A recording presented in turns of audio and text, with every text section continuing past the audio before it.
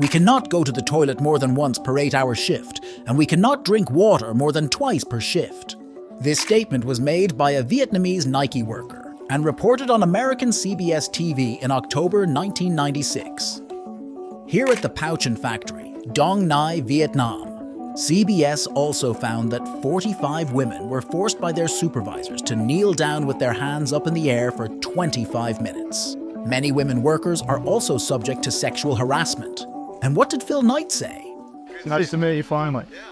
Listen, I was hoping we could set up some time in Qatar. Found someone there living with them and to set a pay to the backfill workers. We worried about that? I appreciate your concern, but I'm having lunch with a friend, and I know you understand, no. You just gotta know. I'm not gonna talk to you about it.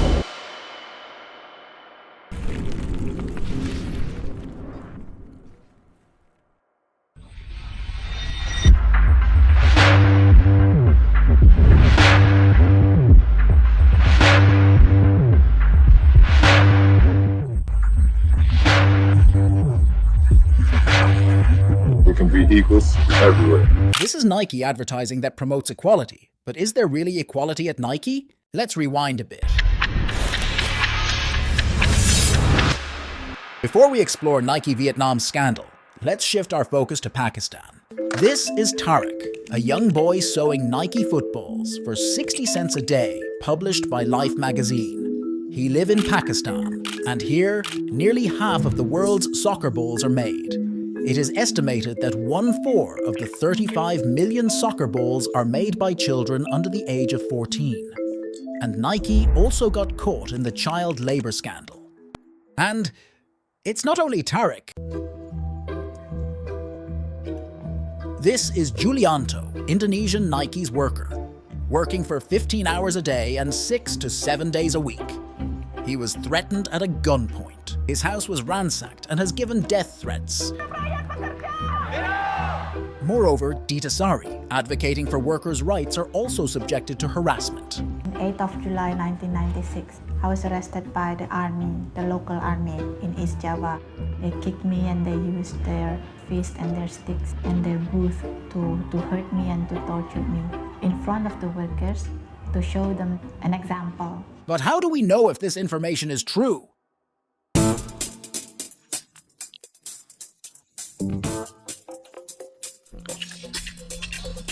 Meet Jim Keady, soccer coach at St. John's University. At that time, the school signed a $3.5 million deal with Nike, forcing all athletes and coaches to endorse Nike. Jim Keady said that, I was given an ultimatum by my head coach: wear Nike and drop this issue or resign. End of story. So in June of 1998, I was constructively fired. Keady is the only athlete in the world to ever refuse to take part in a Nike endorsement deal due to their sweatshop abuses. After resigning from his job, he and his friend decided to conduct their own research in Tangerang, Indonesia. People were telling me, you don't know what you're talking about, you know, those are great jobs and you can live like a king or a queen on those wages and those people are really happy to have those jobs. I want to go find out.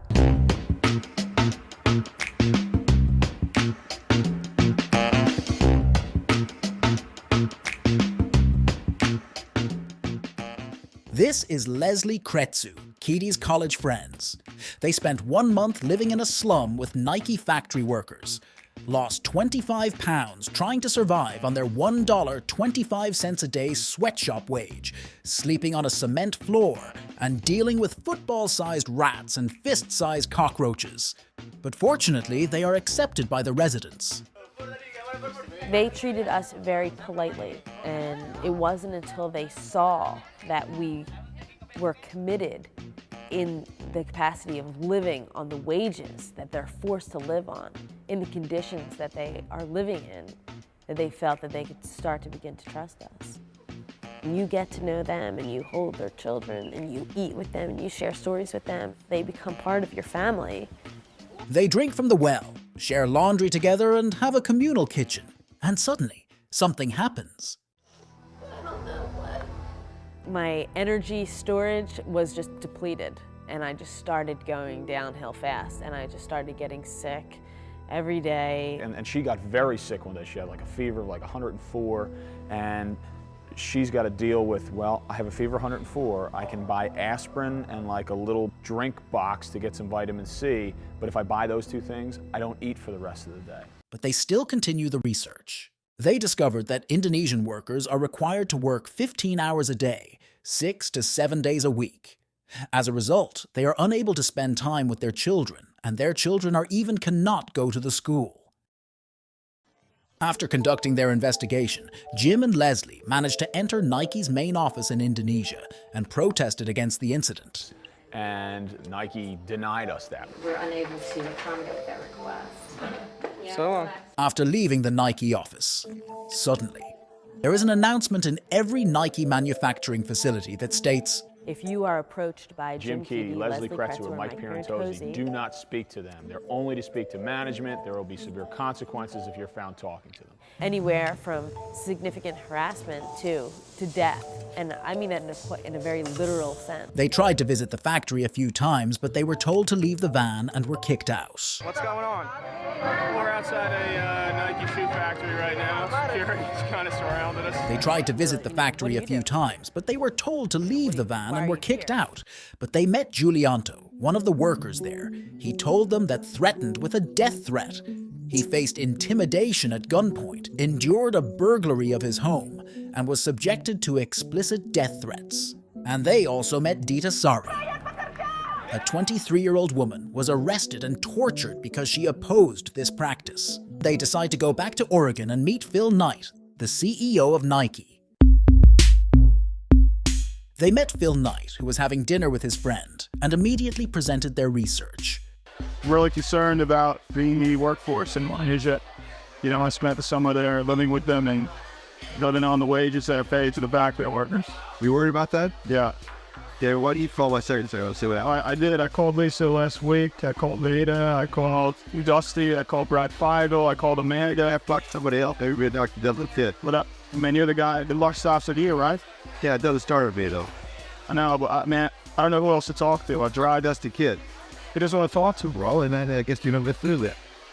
Well, you're the man. Yeah. You're the man that needs to. I appreciate your concern, but I'm having lunch with a friend that... No, I was tired. Well, sorry about that. I mean, I come all the way from New Jersey to talk to you about this. So I'm not talking... I got stonewalled at Edward Sound. You know, the workers had asked of me that I try to bring you back to Indonesia to meet them in their homes, not in, you know, the office in Jakarta. Do you understand? No. You just gotta know. I'm not gonna talk to you about it. Phil Knight denied them.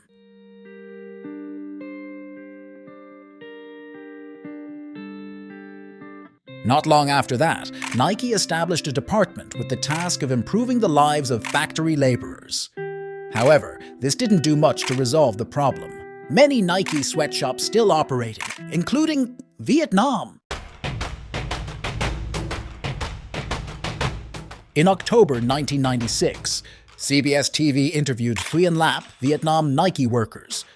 They said that, "We cannot go to the toilet more than once per 8-hour shift and cannot drink water more than twice per shift." CBS also found that 45 women were forced by their supervisors to kneel down with their hands up in the air for 25 minutes. 100 workers at the Pouchin factory, a Nike site in Dong Nai, were forced to stand in the sun for half an hour for spilling a tray of fruit. And one employee, Nguyen Minh Tri, walked out after 18 minutes and was then formally fired. On the 8th of March 1997, 56 women at the Nike factory were forced to run around the factory grounds. 12 of them fainted and were taken to the hospital by their friends. Many women workers are also subject to sexual harassment. Most workers at Vietnam Nike plants are forced to work 600 plus hours of overtime per year. If they do not accept the forced overtime, they will get a warning, and after 3 warnings, they will get fired. This case made a Vietnamese-American businessman named Thuyen Nguyen immediately conduct an investigation into the incident. According to New York Times, he contacted a number that know about foreign sweatshop workers' difficulties, and he called Nike. And Nike officials invited Mr. Nguyen to tour at Ho Chi Minh factory. He would then go on to investigate conditions at plants run by 3 other Nike contractors. He found that Nike set up shop in Vietnam because labor is cheaper than in Indonesia. But apparently, it's not cheap enough. Nike contractors didn't even pay the established minimum wage. And even when the minimum is paid, it is not enough to cover the cost of 3 meager meals a day. Mr. Nguyen wrote in his report to have several workers faint from exhaustion, heat, and poor nutrition during their shifts. We were told that several workers even coughed up blood before fainting. The Ernst & Young report painted a dismal picture of thousands of young women, most under age 25, laboring 10.5 hours a day, 6 days a week in excessive heat and noise and in foul air, for slightly more than $10 a week. And then Phil Knight, the CEO, spoke up. Well, I certainly wouldn't approve of any of that sort of thing.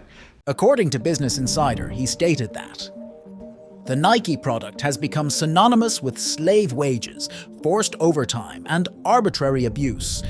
I truly believe the American consumer doesn't want to buy products made under abusive conditions. At that speech, he announces Nike will raise the minimum age of workers, significantly increase monitoring. It cause a lot of layoff workers and begins to realize it needs to change.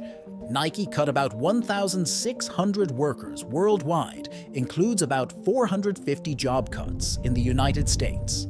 Nike begins creating the Fair Labor Association, a non-profit group that combines companies and human rights and labor representatives to establish independent monitoring and a code of conduct, including a minimum age and a 60-hour work week, and pushes other brands to join. And from 2005 until now, Nike continues to post its commitments, standards, and audit data as part of its corporate social responsibility reports.